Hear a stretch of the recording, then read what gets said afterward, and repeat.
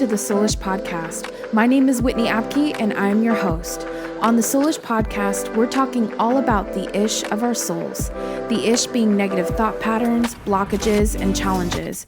But we'll also discuss the aha moments, how to deeply connect with ourselves and others, and the breakthroughs, big or small, that we experience in our body, soul, and spirit. We'll dive deep and talk about everything in between, of course. And I'm so excited to share my experiences and thoughts, as well as bring on guests who are thought leaders and truth seekers. It's my desire to uplift, encourage, and inspire you in each podcast.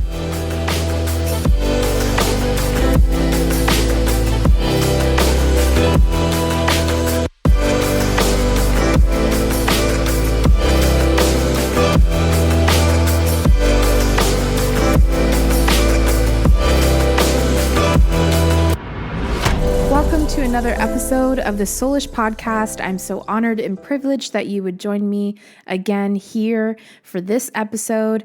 And today's episode is all about karma. I have been doing a thorough research and have had this kind of on my heart, honestly, to share with you guys and to have the discussion about karma, because I've honestly found myself seeing things happen that are not so great, and it flies out of my mouth without any kind of forethought of, well, they're going to get theirs, they're going to have instant karma. Well, karma's a bitch, and having that come out of my mouth in some sort of way. And it somehow feels gratifying to say, because it is comforting in the fact and in the knowledge that what comes around goes around, what you sow is what you reap, and that justice will be served whether or not it's served in that moment, and whether the wrong has been righted instantly or not. There's some comfort in declaring that, well, if it didn't happen right now, then it's going to happen in the future. It for sure, without a shadow of a doubt, is going to happen. That person is going to get theirs, right? Why is that so comforting? I think because we always need some sort of justification for when something goes wrong and it's not righted. When something happens to us, we're violated in some way, we're offended in some way, and that person walks off kind of, chest puffed out. They think they're awesome in the shit, and they think that they've done something, funny, or they've really gotten you and they've made you feel like crap, or they've put you down and they now feel great and high and mighty, as most bullies do. And so that is obviously part of the torture and the torment of being bullied or being mistreated, is that when the person gloats in that moment, thinking that they're awesome because they've done this to you, they've put you down, or said something rude or awful or revealing that makes you look bad in some way, and they're gloating in it, that's almost worse than what they did, right? Like, I'm not sure if I'm the only one that is almost worse to me than what was actually said or done, is the fact that that person takes credit and takes joy, and it makes them actually happy to do something like that or say something like that to somebody, whether it's me or somebody else. I think I actually get angrier when it's someone else. When it's me, I'm just like, I take it. But when it's witnessed, right, and you're witnessing someone getting put down or mistreated, bullied, even in, society in our country right now, we're dealing with like racism, bigotry, right? Someone being ostracized for their sexual orientation or preference. And we're experiencing a lot of that negativity, and that negativity being perpetuated and also glorified. And I think negativity just always makes the headlines because it's juicy, it's gossip, but there's something about it that we still, even though we watch the news and we watch bad news or negative news, right? I think that what draws us to negativity is the fact that we just have to see it out.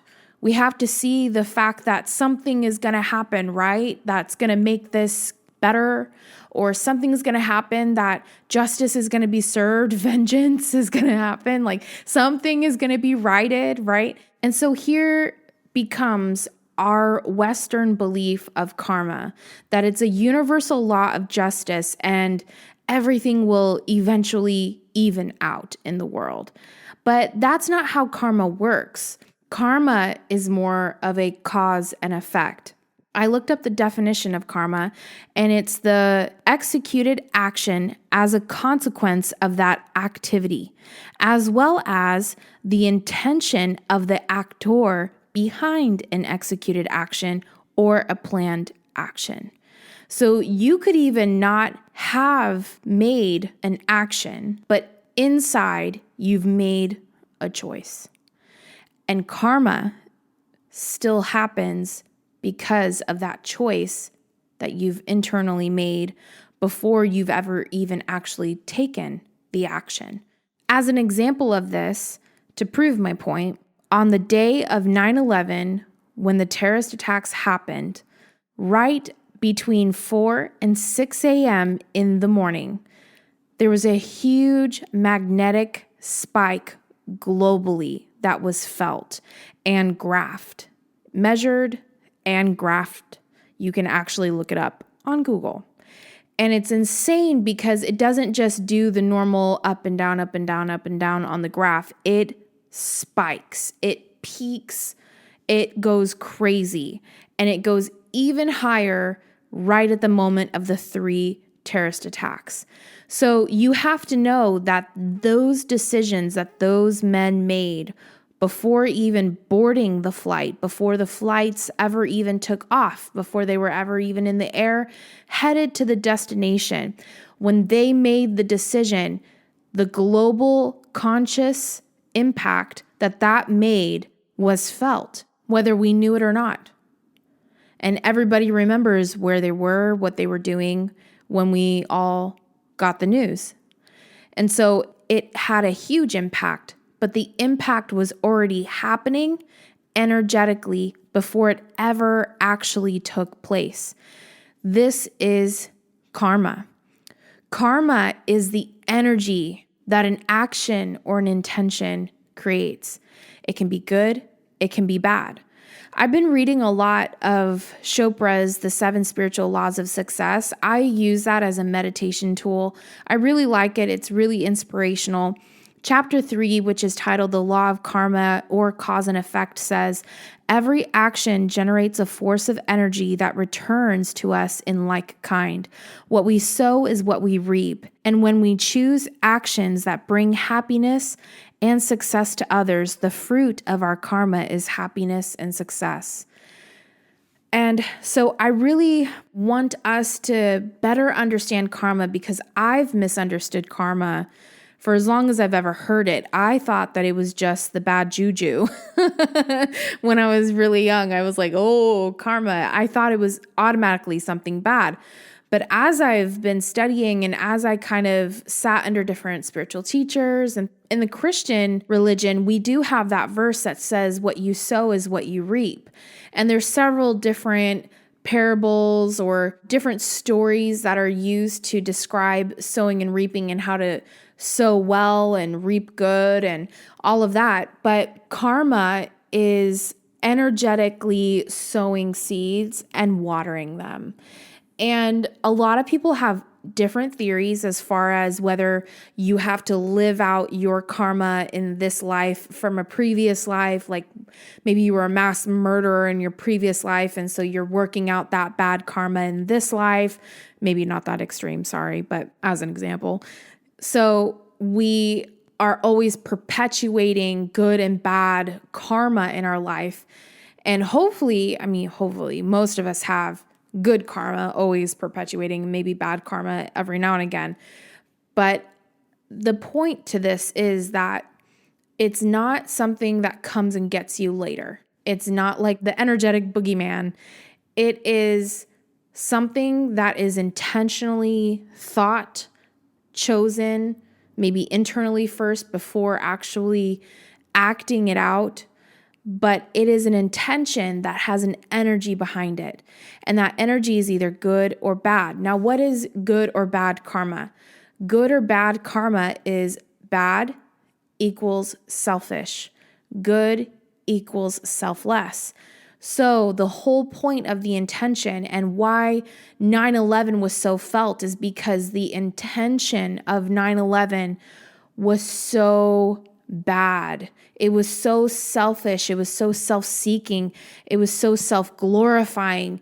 It's not about a God at that point or religion at that point. At this point, it's just mass murder, as many casualties as possible, as many deaths for their own benefit and glory in what they may have believed they would have in the afterlife. Or I don't know these men. I don't know what their exact intentions were as far as what it would bring them. But obviously, this was something that had a bad intention behind it, and at such magnitude that the world felt it before it ever even happened.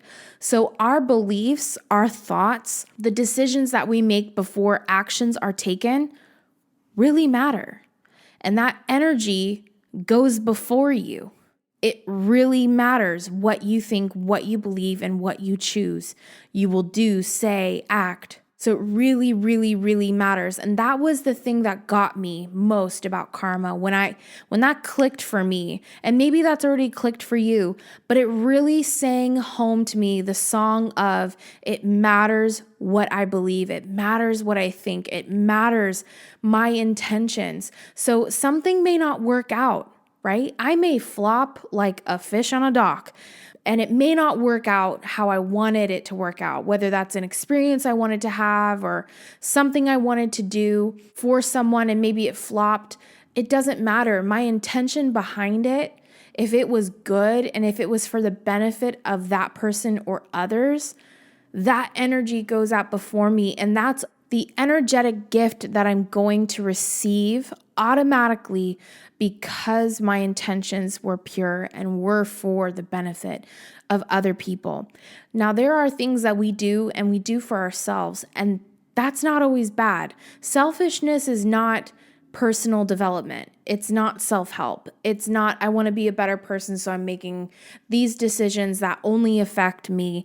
That is different. Selfishness is when you don't care what happens to other people, how what you do, say, speak, act like affects other people. You don't care if other people are offended or hurt by something that you've done or said. It's all about you. It's all about your gain. It's all about your benefit. And you don't give a crap about other people. Hey, it's me, Wit. Did you know that I'm a certified life coach? I have been coaching and mentoring people for over a decade now, and I specialize with issues of the soul and focus on inner freedom and manifestation. I can help you realign with your values and purpose, break free from emotional blockages and negative thought patterns. You will feel motivated and encouraged to take the necessary steps to live a fulfilling life. We all need support and someone to cheer us on or hear us out, and it would be a privilege to be a part of your journey. My sessions are designed so that you are free to address whatever you feel is most important. If you are interested, simply go to whitneyapke.com/coaching and sign up for a free 30-minute call. I can't wait to work with you. And it comes down to the heart, right? And whether or not you are in service to yourself or in service to others in this life. And again, that's a decision that we all make. And there's no judgment. It's just then you're going to have that energy around you. That energy is going to surround you, whether it's negative, bad, or good, positive. So I really like this Buddha quote because I don't know if you've done this, whether you were a kid or a teenager, or maybe even an adult. I've had a really bad experience that I witnessed with this and had to do with ashes and spreading ashes. But I like this Buddha quote. It says, "You harm yourself as dust thrown against the wind comes back to the thrower."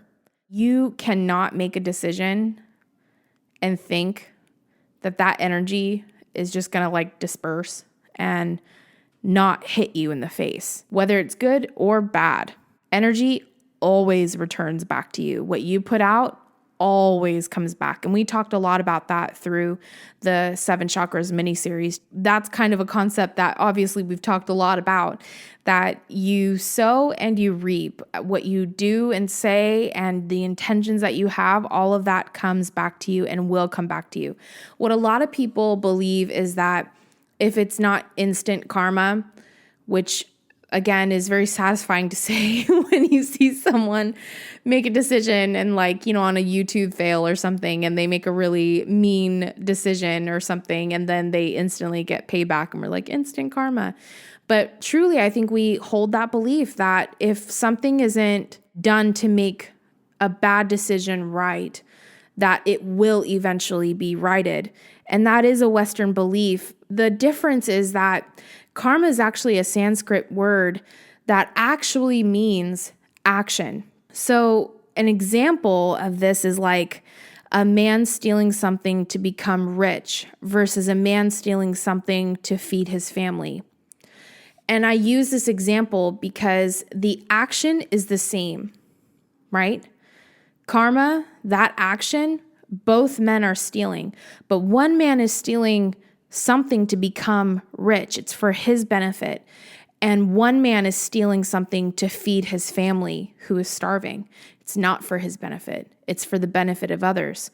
So one man is selfish and the other man is selfless. So again, it comes back to good karma, bad karma. If we can move away from the Western mentality of karma, then we can better understand that it is not about getting what you deserve or having that come back to you. It's maybe not even about the whole sowing and reaping concept as much as it is there are selfish decisions and there are selfless decisions that we make in our life, both intentions that are rooted in the action also have an energy surrounding and moving before, behind, beside that actual action. So karma is the energy, which does have a consequence, good or bad.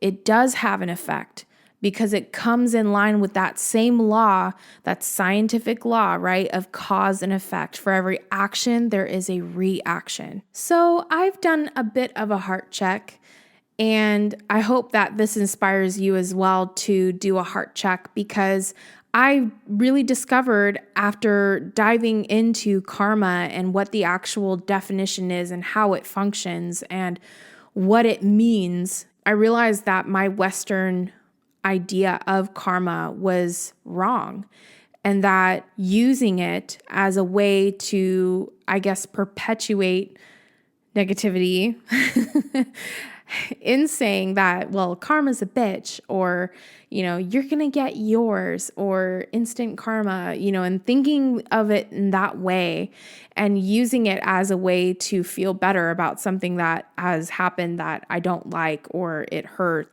I realized I need to step away from this concept because this is not at all what karma is.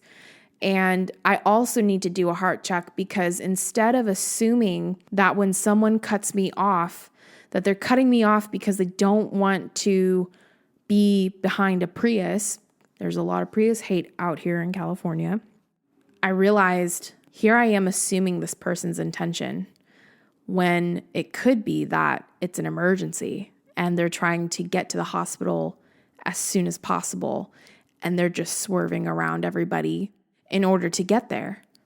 And so then they won't have karma in the same way that I think that they deserve karma. In fact, their intentions are to be there in a critical moment. And whether that's true or not, right? We can't assume each other's intentions. Like the example of the man stealing something to become rich versus the man stealing something to feed his family, we don't know the difference. We just see someone stealing something, but we don't know why. And so I think that doing a heart check and making sure that we're not projecting our own judgments and criticism on people is a critical component to our understanding of how powerful intention and belief and choices that are made internally actually are, because then we are armed with that information. We have a full and deep connected understanding to that, which then guides us and helps us to understand the importance of whatever intention, choice, belief, thought that we're having has, and the effect that it has on us, others, our life, our destiny, our purpose, the things that we want to manifest. We can then experience blockages that can actually hinder something from being manifested in your life that you really want manifested. So it is so important to fully understand what karma actually is and how it functions in your life. And I hope that in this episode that you have gained a more accurate and a more connected understanding of karma. Thank you so much for listening. I hope you enjoyed today's podcast. Soulish is not only a podcast, but a community where we can relate to each other and support each other in our soul journeys. Follow us on Instagram and Facebook at I Am Soulish.